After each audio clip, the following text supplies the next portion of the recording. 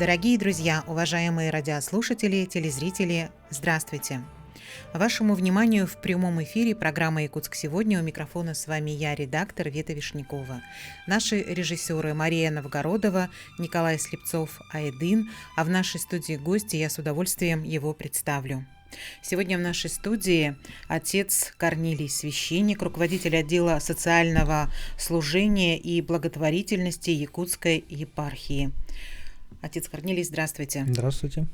Я очень рада, что мы с вами начинаем этот новогодний эфир, новый сезон с Нового года, да, Якутск сегодня, снова со всеми слушателями и зрителями. Мы выходили в декабре, в конце года прошлого, и после нашего эфира я получила обратную связь от наших слушателей и зрителей, которые сказали, что очень нужны вот такие вот эфиры, что это очень интересно. И я думаю, что в новом году мы будем вас видеть в нашей студии снова и снова. Мы говорили о таких темах, как благотворительность, о таких темах, как разговоры с верующими людьми. А после эфира мы с вами задержались в студии, и вы со мной поговорили на какие-то простые человеческие темы про то, как себя вести, когда, допустим, чувствуешь, что человек неискренне извинился, и вы мне сказали, какая разница, вы, главное, смотрите, что у вас внутри. Про то, что как поступать, когда ты не знаешь, какой выбор сделать. И вы тоже такое мне хорошее напутствие дали. Вы сказали, что спросите себя, как бы поступил Бог в этот момент, и вы будете знать ответ, как поступить. И я вам за это очень благодарна. Я рада, что мы можем сегодня продолжить. Я предлагаю сегодня поговорить о мероприятиях январских. Рождество, наверное, один из самых важных, великих праздников, который прошел в январе. И я знаю, что в январе у вас прошло очень много мероприятий по поддержке, по благотворительности. Расскажите, пожалуйста, об этом подробнее. 7 января Православная Церковь празднует Рождество Христово. Это, пожалуй, после Воскресения Христова, после Пасхи, один из самых таких великих и торжественных праздников. Совершается ночное богослужение, и люди, которые стараются придерживаться рождественского поста перед этим, и которые, скажем так, помнят дорогу к храму, стараются регулярно его посещать, они все согласны с тем, что в рождественскую ночь, и вообще 7 января какая-то наступает такая праздничная тишина. Если праздник Пасхи, он такой торжественный, скажем так, какая-то такая скорость есть, и в песнопениях они поются более убыстренно и торжественно, громогласно так, потому что Великим постом они так как бы не спеша и чинно растянуты, то в Рождество Христово как-то все так спокойно, тихо, и мы же говорим о том, что это день рождения Господа, а в день рождения, кто кричит? Маленький младенец, так сказать, в яслях. И мы рядом где-то стоим и за этим наблюдаем. Если так можно выразиться образно. Поэтому какая-то тишина, какое-то спокойствие. Еще этот праздник называют праздником семейным. Все друг друга поздравляют, собираются вместе и прославляют Рождество Христово в дни, которые называются святками. Святые дни. Они длятся у нас с 7 января по 19 января, по крещению Господня праздника. Так и называются святые дни. В эти дни мы поздравляем друг друга, в эти дни мы прославляем Рождество Христово, делимся этой радостью друг с другом. И, конечно, то, о чем мы говорим, поздравления подопечных, если говорить про наш отдел социального служения и благотворительности. А это детские дома, а это дома престарелых и инвалидов, интернаты, школы-интернаты для детей, медицинские учреждения, больничные, реабилитационные центры, и так далее. Везде, где священники нашего города и вообще епархии бывают. Если посмотреть на сайте епархии, кстати говоря, у Якутской епархии же есть сайт, примерно, я иногда дублирую оттуда какие-то новости, иногда новости туда, вернее, попадают с телеграм-канала социального служения города. Поэтому есть новости благочиний: Ленское, Мирнинское благочиние, Вилюйское, Алданское, Нерюнгринское. Вот, и городское благочиние в городе Якутске. Там можно вот посмотреть, где мы были и кого мы поздравили, и кого мы посетили. Но если говорить про учреждение, которое мы называем там, где находятся дети, это вот детский дом, дом-интернат, ну и семьи, которые как бы социально не защищены, скажем так, вот, дети с этих семей. Мы приглашаем их на ежегодную рождественскую елку архиерейскую, которая у нашей духовной семинарии проходит. Потом в ДК Кулаковского елки рождественские проходили представления, вот, которые в том числе воскресная школа Никольского храма в нашем городе организовывала. Вот. Дети участвовали там в конкурсах, стихи рассказывали, песни какие-то даже исполняли. Например, Центр содействия семейному воспитанию «Берегиня», они каждый год готовят представление рождественское. Это просто каждый раз я вот жалею, наверное, о том только, что я не зову с собой гостей еще с собой, потому что я приезжаю один или с кем-то, нас двое. Но такое представление, такой даже, я бы сказал, уровень от непрофессионалов, это просто меня каждый раз поражает. В прошлом году это был театр теней. Огромная натянутая простынь, свет с той стороны подсвечивает, и вырезанные картинки, и сами герои, это очень было интересно. А кто это все показывает, такое представление? Дети этого дома детского, как бы, и, получается, наставники их — это воспитатели, как они все готовят. В этот раз было еще интереснее. Они сделали костюмы, сами сшили, накладные бороды, там, значит, такие шапки, как у волхвов, которые пришли, значит, к пещере принести дары младенцу. Вот. Пастухи с посохами, так, и был, значит, включен на аудиоколонке звук, вот, то есть, который идет, а они просто жестикулируют и показывают, что и как. Вот это было очень интересно. И песни, и такой прям сюжет очень интересный, ангелочки там летают, и пастухи, и потом вместе все спели песню рождественскую. А дальше уже я после слов изумления и благодарности, что так красиво, вот, небольшой интерактив там с ними провести. Просто поздравить сухо и подарить подарок, это как-то, не знаю, для меня это несерьезно, что ли. Поэтому как-то мы там стих расскажи, а потом у нас такая есть уже игра, они уже знают, у меня большой пакет или сумка какая-нибудь, или мешок, засовывает туда руку и получше ищет, а там игрушек полно. Раз достает, какая тебе досталась, мне такая, запоминается, например. Сразу имя ему придумывает, там кто-то придумывает, кто-то стесняется. Потом там были ребята, которые уже взрослые, скажем, 17 лет, да, им это, маленько, может быть, неинтересно, что там детям интересно, но, тем не менее, каким-то образом я все-таки с разных сторон поднадавил, как бы, вот, и он стих выучил, один выучил стих за 2 минуты, четверостишие с телефона, но вышел, зато рассказал, игрушку получил, а за рвение, за волю к победе, я говорю, вот тебе еще и там, сок такой с трубочкой. Это увидел второй, говорит, тогда я тоже хочу, не просто сухая игрушка, там еще и конфета, сладкий подарок. Как бы, может быть, какой-то установить, помимо поздравлений, еще и какой-то контакт, может быть, стать каким-то другом, что ли, может быть, не другом, хотя бы человеком, которому можно доверять, для того, чтобы в дальнейшем, может быть, когда возникнет какой-то сложный вопрос или трудность, можно оказаться рядом, подсказать человеку что-то, и самое главное, он избежит ошибок. Вот, наверное, так. Все-таки самое главное внимание, как бы это банально не звучало, да, эта фраза, вот как будто бы с годами к этому приходишь, что действительно это самое ценное, когда человек как-то притронется к твоей душе, да, как-то на тебя посмотрит повнимательнее, не просто не мельком, не между делом. Вы похвалили вот это представление театрализованное на тему вот такую рождественскую и христианскую. Наверняка это и ваша заслуга в этом есть, потому что, наверное, вы детям рассказывали об этом. Конечно, какой-то церковный праздник, это само собой. Вообще, примерно 1 раз в месяц мы встречаемся. Там у нас есть молитвенная комната небольшая, где подсвечник стоит. Это всегда тоже вызывает трепет у детей, свечку зажечь и как бы поставить. Вот. Мы там совершаем молебен. Я сею какое-нибудь зерно назидания, если это можно так назвать. Например, там, мы же привыкли говорить, что нужно быть добрым, нужно прощать, что-то еще. А кто им скажет, например, что не нужно ругаться с воспитателями, а нужно их слушаться?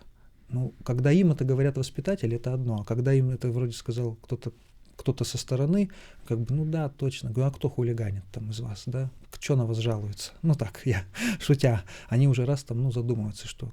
Потом как-то, я говорю, стою, а сейчас очень будет важный момент. Они все затаили дыхание. Сейчас, говорю, очень внимательно меня услышьте, сейчас произойдет что-то, что вас потрясет до глубины души. И они как бы, что это? Я говорю, сейчас я пойду проверять ваши комнаты, заправлены ли там кровати.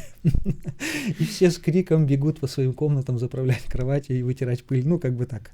Вот. Ну, конечно, это все шутка, это юмор. Вот. Ну, может быть, как-то так вот через... Так вы с ними хорошо общаетесь. Ну да. Допустим, для меня, ну, что ли, как это назвать, обратная связь. Вот, ее вначале-то не видно, может быть, полгода, год проходит, этого нет. Но вот зайду как-то один раз, мне воспитатель говорит, вы знаете, вы в прошлый раз, когда были, дети так впечатлились, очень долго об этом, вот на такую-то тему, например, разговаривали. Или я никогда не видел. А один раз был случай, когда я затронул какую-то тему, вот про как раз с более взрослыми детьми, про правонарушение, что нужно нам быть внимательным и все в этом духе. И одна девочка как бы, а у меня вот там вот это было, ну что-то такое. И она рассказала что-то про своих родителей, на что у воспитателя были огромные глаза. Она говорит, я этого даже не знала. Сразу передали психологу, и потом с ней об этом поговорили. Оказывается, это где-то сидело, и вот в этом разговоре, в простом, у нее это всплыло, она это вспомнила, что какая-то... Доверила вам. Какой-то, она-то при всех это сказала, Ну может вот. быть, даже не осознавая. Но вот эта история, про которую она там как бы выкрикнула, а у меня вот так вот было с моими родителями, это могло нанести какую-то ей все-таки внутреннюю травму, уже психологическую, например. Поэтому этому сразу было внимание. Воспитатель тоже об этом сказал. Вы знаете, говорит, мы никто про это не знали. Удивительно, что она вообще об этом как бы так сказала. Ну, вот ты видишь видишь плоды своих трудов, и как-то, слава богу, значит, не зря мы трудимся. Относительно обратной связи, как раз от наших слушателей и зрителей была обратная связь, про ту обратную связь, которую вы получаете, когда работаете с верующими людьми, которые находятся в местах лишения свободы. Вы об этом рассказывали в прошлом эфире, и в январе вы тоже посетили эти заведения и поздравили этих людей, которые нарушили закон. Вы рассказывали о том, что там очень много подростков. Очень, наверное, не очень, но... Я так всегда говорю, достаточно. Достаточно. Вот. Лучше бы, чтобы их там не было. Да, поздравляем. Это тоже в каком-то смысле подопечные наши. Вот учреждения пенитенциарные они называются. Вот, окормляю я и руководитель отдела тюремного служения, священник Яков Бояркин. Он окормляет учреждения вообще в республике, скажем так, в епархии, в Якутской. А я конкретно в следственном изоляторе, например, священник. Конечно, это всегда переживание, в каком смысле Новый год. У людей повышается уровень стресса, потому что они находятся там, а родственники дома, и вообще, всякие разные мысли бывают. Или как мы можем их это назвать, искушения. Поэтому, молишься даже как-то поусерднее, чтобы, не дай бог, ничего не произошло, чтобы никто с собой ничего не сделал, не произошло никакой неприятности. Вот в этом заинтересованы прежде всего сотрудники учреждения, а я как священнослужитель тоже за это переживаю. А поздравления — это традиционные рождественские поздравления с Рождеством Христовым. Это просмотр небольшой кинофильма из цикла «Закон Божий». Краткие ролики, которые рассказывают, например, о празднике или о каком-то церковном событии. Вот это мы смотрим, маленько обсуждаем. Я их поздравляю и вручаю подарки.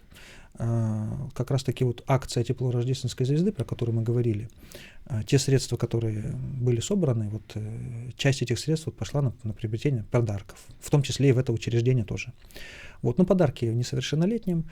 Ребята там, было 3 человека, потом приехал уже 6 или 7.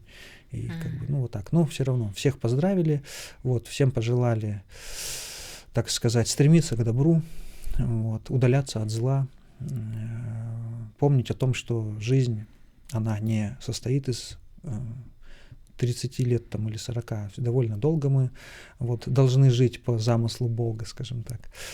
И ты спотыкнулся, ты упал, давай вставай и иди дальше. Вставай, иди дальше. прошлом эфире мы говорили про то, что туда попадают подростки иногда по какой-то, как им кажется, вот нелепой случайности, оставили какой-то комментарий в соцсетях. Вы даже рассказывали о том, что прошло 2 года, и несмотря на то, что прошло достаточно большое количество времени, все равно этого человека нашли, и он сейчас находится в... Под следствием. Да, под следствием. Хотя вроде бы как бы за давностью лет есть же тоже статья, да, но тут... Ну, я глубоко в это не погружался, но опять-таки повторюсь, что этот комментарий, он находится в интернет-пространстве, и его может увидеть, да, любой человек. Например, там какой-то был призыв, он написал и забыл. Вот как один из тех, кто находится сейчас под следствием, сказал, да я вообще... написал не от своего имени, а под ником вымышленным, да, то есть символами. Я вообще не думал, что это может что-то, кто-то может меня найти, кто-то может вообще узнать, что это был я. То есть как бы его, личность была раскрыта спустя время. Вот. А поскольку он это написал, это же находится в пространстве, это все читают. Значит, получается, призыв действует. До момента, пока не удалят этот комментарий, это получается так. Но есть там и серьезные достаточно нарушения, да? Ну, из того, что мы вот говорили, это угон транспортных средств, это... Про поджог вы еще говорили. Это вот как бы теракт, наверное, можно быть назвать, или террористический акт, или вот распространение наркотиков, мошенничество. Причем мошенничество мы привыкли как? Один обманул другого, а здесь человек просто винтик в системе. Ему какие-то люди неизвестные говорят, хочешь ли ты заработать? Он говорит, да. Они говорят, едешь вот на вот этот адрес, берешь сумку у того, кто там тебе ее отдаст, и перевозишь ее нам, вот и все, и тебе за это мы платим деньги. Но для подростка или там даже для молодого человека, там, который 18-20 лет, ну а что, легкие деньги, что здесь такого-то? Хочешь на автобусе, хочешь на такси, если летом хочешь на самокат, электросамокат, садись, вставай, доедь. Вот. Но только только нюанс-то какой, они все прекрасно знают, что в этой сумке, они знают, что там находится. Поэтому и то, что делают, они, скорее всего, незаконное дело, они знают. Просто они думают, что здесь такого там я взял, я же не обманул, я же не украл, мне отдали, я привез, все. Или, может быть, даже никто и не думает о том, что его поймают. Еще мы говорили о том, что про гнев мне запомнилось, то, что нередко подростки заходят в соцсеть, чтобы слить вот этот вот гнев, и я вас спросила, куда его девать, чтобы вот таким образом не поступать. И вы сказали, что нужно усмирять гнев, что именно церковь этому учит, хотя на сегодняшний день достаточно много информации от психологов, которые, наоборот, предлагают этот гнев не сдерживать, как-то выплескивать, но говорят о том, что это должно быть экологично и бережно по отношению к окружающим, но тем не менее.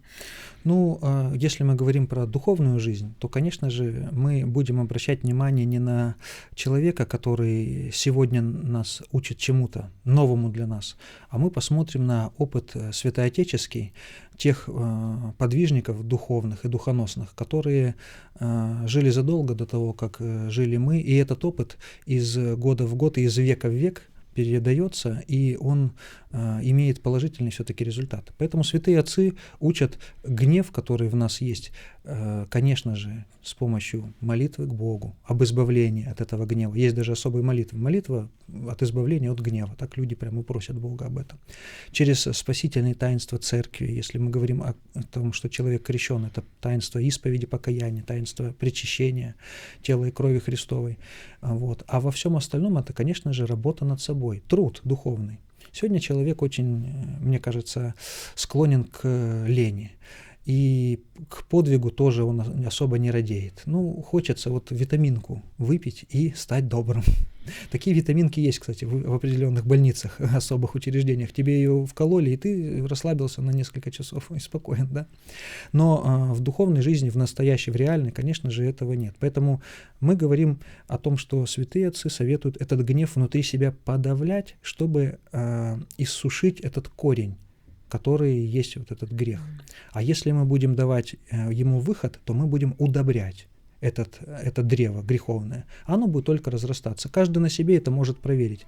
Те, кто борется с гневом, способом высказывания его и не держат в себе, ну, сами задайте себе вопрос, сколько прошло времени полгода, год, вы избавились от этого?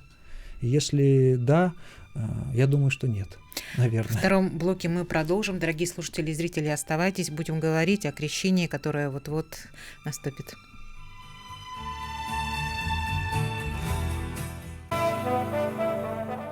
Дорогие друзья, мы снова в прямом эфире, и мы продолжаем. В нашей студии сегодня отец Корнилий, священник, руководитель отдела социального служения и благотворительности Якутской епархии. Отец Корнилий, еще раз вас приветствую. Спасибо, что вы нашли время среди такого плотного января в мероприятиях и пришли сегодня в нашу студию. Во втором блоке я предлагаю поговорить про крещение. Вот сейчас в эти дни как раз готовятся купели и в Якутске, и в других городах нашей республики и нашей страны. И с 18 по 20 число все верующие, и, наверное, не только верующие, те, кто захотят, смогут в купель окунуться. Вы сами окунаетесь в купель? Какое ваше отношение к этому празднику и к этой традиции? Сам я окунался раньше, в последнее время, не часто, скажем так, не каждый год. Вот. А почему? Из-за того, что это может по здоровью как-то? Как-то не так. Я в основном каждый год на крещение летаю в Абыйский район, поселок Белая гора. Там у нас небольшой храмик. Вот. Я окормляю этот населенный пункт. И там каждый год стандартно мы идем ночью крестным ходом на реку. Там мы освещаем воду, а на реке ночью там температура-то вообще опускается. Но вот мы освещаем воду, а для того, чтобы окунаться, нужна же какая-то палатка. Вот. Не было у нас на приходе ее, мы каждый год из подручных средств. Синий тент, там поддоны, доски, что-то огородишь. Очень холодно, пушку внутри хоть и ставишь, холодно. Неприятно, некомфортно даже как-то в каком-то смысле все это. Не переодеться, ничего. Кто-то из тех, кто пытался окунуться, я на это смотрю, люди мерзнут. Я А почему там не обустраивают? Это же, как сказать, ночь. Например, воскресенье, кто это будет устраивать? Вот, поэтому машину нам администрация всегда большая благодарность предоставляет, расчищается это. И вот мы приняли решение, давайте накопим денег и палатку приобретем. Вот когда мы приобрели палатку, когда я с Якутска привез мед, лимон, заварку, мы там поставили электричество, поставили горячий чай. Вот люди... И первым я, конечно, тогда в каком-то, что ли, в комфорте, я окунулся в эту прорубь ночью, на меня посмотрели, все меня фотографировали больше, наверное, чем хотели сами окунуться в эту Иордань. Прихожанин наш окунулся, там на нас глядя, один человек тоже, он работает в аэропорту, мы каждый раз с ним встречаемся уже как друзья, как знакомые, видим друг друга. Можно я что же, да, это проходи, он своему другу вещи отдал, окунулся, ему тут сразу чай, лимончик, и поухаживал я там за ними. И его друг, который вещи держал, так на руках сказал, и я тоже пойду. Так, ладно. На Бога надейся, а сам не плашай, да, нужно... в целом про купель и про окунание, я думаю, важно сказать о том, что если человек в течение года вообще, допустим, не обливается холодной водой или как-то к этому не приспособлен, я бы хотел просто маленько предостеречь, чтобы человек подумал, а не считает ли он это все-таки стрессом для организма сразу в холодную воду вот так вот окунуться. Мне кажется, если ты решился на это, то готовиться надо маленько, заранее. Да. Я думаю, что подготовиться стоит. И я просто рекомендую, никому не навязываю. Вот. Я и без подготовки, там, скажем, нырял. Но пока ты молодой, может быть, это одно, а потом просто мы за безопасность прежде всего. Конечно, не рекомендуется в алкогольном опьянении приступать. Многие люди думают, сейчас я согреюсь маленько, и уже мне не так страшно будет. Но надо понимать о том, что это освященная крещенская вода, святыня это считается. И вообще традиция окунания в купель, она, конечно же, восходит к самому празднику крещения Господня, или он по-другому называется Богоявлением, когда Бог Троица явил себя миру. Так вот, конечно, если это теплая страна, какая-то, то там окунулся, да, окунулся, а у нас все-таки, ну, зима. Вот, поэтому традиция даже окунания, наверное, надо сказать об этом, она пошла вот из окунания в святые источники, например, в часовне. Вот есть источник, забил, где-то его осветили, построили над ним часовню, и вода протекает через него, там есть купель, и зимой и летом-то вода холодная, ледяная, вот люди окунаются. Ну, если летом холодно, представьте зимой. Поэтому с молитвой, соблюдая безопасность. И, конечно же, я думаю, накануне правильным будет посетить богослужение в храме, помолиться Богу, воздать благодарение, вот, воздать молитву просительную, воздать молитву покаянную, вот, набрать святой водички. Вот, может быть, если нас услышат многие, тоже я бы хотел сказать, что приходят вот люди, как-то один раз я встретился, целая семья пришла в храм набрать святой воды, и у каждого было по 2 бутылки 5-литровых, то есть там, ну, литров, наверное, было, ну, 15-20. Ну, вот так вот люди, например, хотят святой воды набрать, в этом ничего плохого нет, но они мне задали вопрос, куда можно вылить эти 20 литров? Что? Я говорю, а зачем? Ну, мы хотим набрать крещенской воды.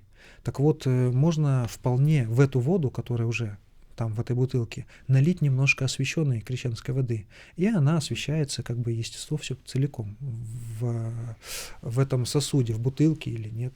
Вот, например, ну, это избавит людей от каких-то, ну, вот они, может быть, не подумали или просто не знали.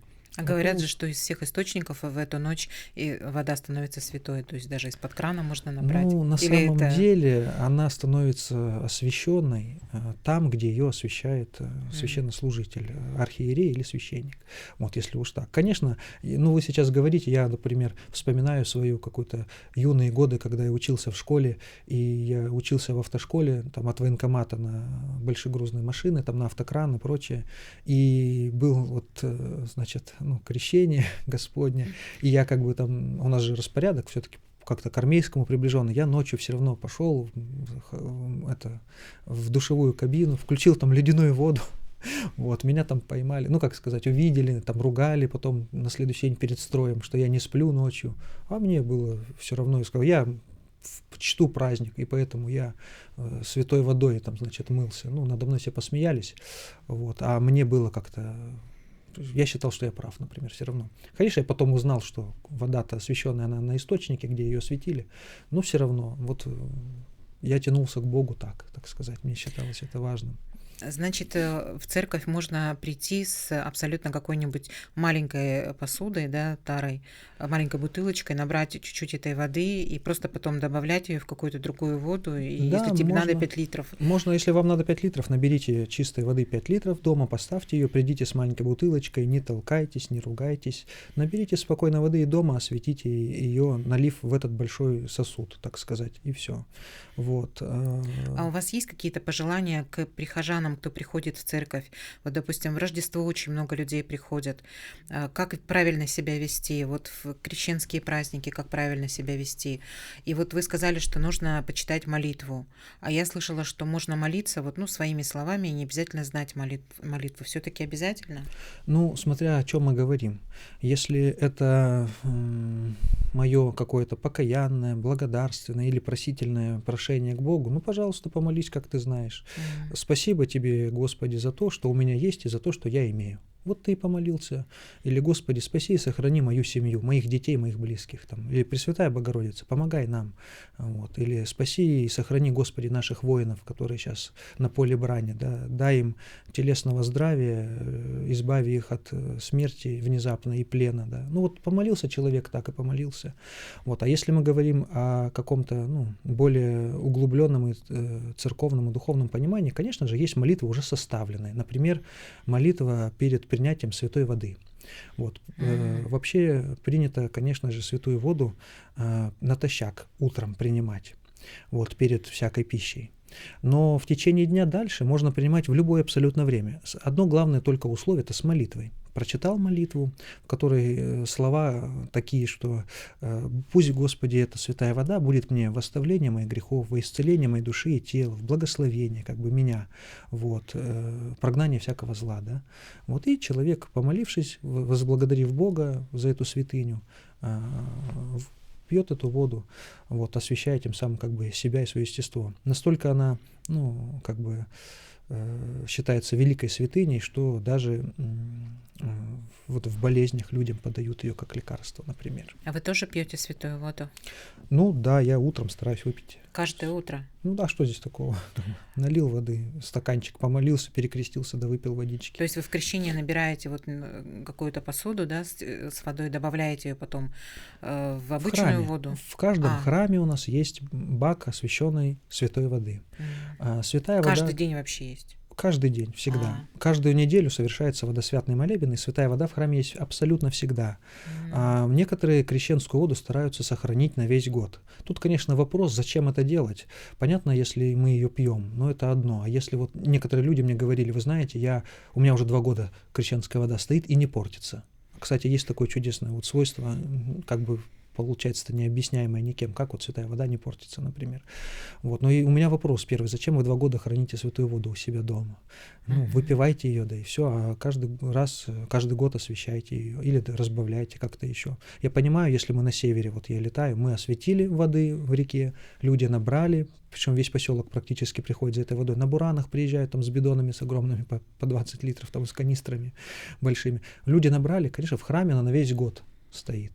А дома-то что? Вот в храм зашел, святая вода, пожалуйста. Ну тогда, если можно в любой день прийти в церковь и взять святой воды. Абсолютно в любой день. Тогда со своей бутылочкой придите и наберите святой водички себе домой. Обычно же прям очень много людей приходят именно вот в крещение. Мы, конечно, маленько разделяем, наверное, крещенская вода и святая вода, освященная обычным чином. Конечно, и та вода считается святой, и это так называется, да, святой водой. Просто в день крещения, это особый такой день, скажем, ну, когда мы особым чином освящаем воду. Вот, да, раз в году, но свойство ее это не отменяет. Люди набирают воду, окропляют свои дома дома, вот, кропят. А как правильно окропить дом водой святой? Ну, мы берем какую-нибудь емкость, наливаем туда воды. Вот у меня, допустим, как у священника, есть крапила, да, такая палочка с веточками. Ну, можно взять что-то наподобие этого, например. Вот. И в каждый угол своей квартиры, в комнатах пройти и покропить, так сказать. Перекрестить вот. каждый угол. Да, местные жители называют это почистить, например. Мы говорим осветить, ну, не спорим. Да, в каком-то смысле так. А вот эти дни еще вы упомянули, что сейчас проходят святки, и в святки принято гадать. Как церковь относится к таким развлечениям мирским? Ну, если говорить прямо, то, конечно же, это считается не очень хорошим-то делом. Хотя на Руси всегда гадали. Ну, на Руси, может быть, гадали, но кто гадал-то? Допустим, крещеные люди никогда этого делать не будут. Да, потому что с точки зрения православной церкви гадание считается грехом, призыванием нечистой силы, обращение к ним. А во всем остальном я хочу знать будущее. Вот у меня есть духовник, дай Бог ему здоровья, и он всегда на вопрос: батюшка, что же меня ждет в будущем? Его люди иногда спрашивают, он говорит: что нас ждет, мы все умрем. Очень оптимистично. Позитив такой от него исходит. Но это ж правда. Правда. Человек хочет знать будущее. Он хочет знать будущее ложное или будущее он хочет знать правдивое. Правдивое, вот тебе и правда, человек дорогой. А во всем остальном, ну, зачем обращаться к этим, скажем так, духам, которые названы все-таки обманщиками, духами лжи? Ничего доброго там не будет. А потом вроде бы человек гадает, а потом то дети начинают кричать по ночам и не спят, то здоровье ухудшается, то еще что-то. Это вот как раз-таки причина, следствие вот этого обращения и, ну как сказать, в грязный какой-нибудь заброшенный колодец. Ну кто из нас полезет туда? Зачем вниз туда лезть? Вот это что-то наподобие этого гадания. К тому же есть церковные правила, которые существуют очень давно и действуют по сей день, что если человек крещеный совершает гадание в Рождество или в какое-то другое время, то он наказывается, отлучается от церкви даже на долгое время. По определенным правилам даже несколько лет это. Поэтому люди верующие, церковные, к этому относятся серьезно и строго, категорически нет. Конечно, если кто-то из, скажем, из людей по своему незнанию или просто с кем-то за компанию, по незнанию, давайте скажем так, это совершил, то не нужно бояться, что там, так сказать, сказать, кара какая-то постигнет. Просто я бы советовал этого больше не делать. Вот. После прошлого эфира слушатели и зрители наши, они запомнили те истории, которые вы говорили, рассказывали о подростках, которые попали в места лишения свободы, и тоже вот вы им советовали такого больше никогда не делать, и просили рассказать еще какие-то истории, возможно, которые помогут подросткам, тем людям, которые стоят, может быть, на каком-то таком вот распутье, не сделать того, что может сломать их жизнь. Может, вы расскажете, поделитесь еще какими-то историями. У нас остается 4 минуты. Ну вот одна история, которая произошла у нас в регионе. Значит, украинские кураторы вышли на подростков, ну не подростки, они уже, наверное, закончившие школу, совершеннолетние, 3 друга, девушка, 2 парня, они с ними вели переписку с 3 и призвали их к тому, чтобы они совершили, ну они, конечно, не назовут это терактом, но чтобы совершили определенные действия и отфотографировали, отсняли это на видеокамеру, на телефон, а конкретно поджечь вышку сотовой связи, это было задание такое у них. Они все приготовили, бензин, телефон для съемки, отправились туда. Девушка в последний момент маленько, видимо, испугалась, сказала: я не пойду, я здесь посижу, вы сами идите. Они подожгли ее, сняли на телефон, отправили все своим так называемым кураторам. Те в ответ перечислили им деньги на 2. И вы понимаете, это люди же там не глупые, они понимают, если вести переписку с одним человеком и перевести одному человеку деньги, значит, попадет рано или поздно поймают же его наши правоохранительные органы, и он один сядет в тюрьму. А здесь с 3 ведут переписку и деньги делят на 2. Половину суммы отправили одному человеку, половину другому. То есть уже 3 лица. Значит, 3 будут ответственность нести. Когда наши правоохранители начали расследование, вот, их задержали, парни переписку поудаляли, это их не спасло все равно. Вот, девушка ничего не успела сделать, их всех арестовали, поместили вот в следственный изолятор. У них на днях должен суд состояться. Вы их видели, да? И общались с ними? Ну, видел, да, общался, и, вы знаете, ну, как бы, как сказать, вот я, например, вот эту девушку спрашиваю: а ты не любишь наше государство? Ну, например. Она говорит: да нет, я не испытываю негатива. Я говорю: может быть, ты не любишь, ну, нашу власть, там, например, или что? Нет. А почему вообще так? И вот у нее как слезы на глазах выступают. Говорит: да я не знаю почему. Вот какая-то глупость просто. Ну, какая-то глупость, которая испортила, получается, ей, ну, жизнь, потому что срок там могут ей дать очень большой. И я говорю: ну, тебе бы вот сейчас 10 миллионов рублей дали, ты бы села в тюрьму? Она говорит: нет. А сколько вам дали денег? Она говорит: 50 тысяч на 3. Получается, почти 50 тысяч, по-моему. И вот вдумайтесь, да, по 17 тысяч на человека, чтобы 10-15 лет, а может и больше, ты будешь что? Шить варежки и бушлаты за станком. Ну, это все почему? Потому что, может быть, дети решили, что они самые умные, такие горячие. Может быть, родители не были особо внимательны к своим детям. Хотелось бы ко всем обратиться, чтобы у нас был контакт с нашими детьми, чтобы мы чувствовали их, чтобы они доверяли нам, чтобы между нами было взаимопонимание, любовь друг к другу настоящая, а не сухая какая-то. Ты поел, да, ты уроки сделала, да, а потом родители не находят себе места, потому что... Спасибо вам большое, и на этих словах, я думаю, мы можем сегодня закончить. С Рождеством вас, с крещением, как и наших всех слушателей и зрителей. Спасибо вам большое, да пребудет с нами Бог. Да, спасибо. Спасибо.